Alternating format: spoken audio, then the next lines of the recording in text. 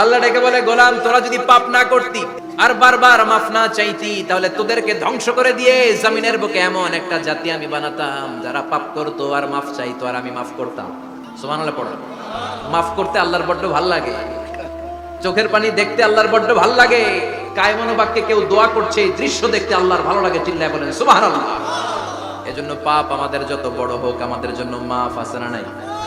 দুইটা সময়ে তাওবা কবুল হয় না। এক নাম্বার হলো বাদাল গারগারা, মালাকুল মাউতকে দেখে ফেলেছেন, রূহ ধরে টান দিবে, তখন তওবা করলে কবুল হবে। আরেকটা হচ্ছে বাদা তুলুই শামসি মিন মাগরিবিহা, কিয়ামতের আগ দিয়ে সূর্য আর পূর্ব দিক থেকে উদিত হবে না, এটা পশ্চিম দিক থেকে উদিত হবে, তখন তওবা করলে কবুল হবে। তখন তওবার দরজাকে বন্ধ করে দিয়েছে কে? এজন্য আমরা যে কোনো পাপই করি না কেন, পাপ হয়েই যেতে পারে, আশা হারানোর কারণ নাই। মুমিন কখনো আশা হারায় না, মুমিন কখনো নিরাশ হয় না। মুমিনের আশা ভরসা একটা সত্তার উপরে, চিৎকার করে বলতে হবে তিনি কে?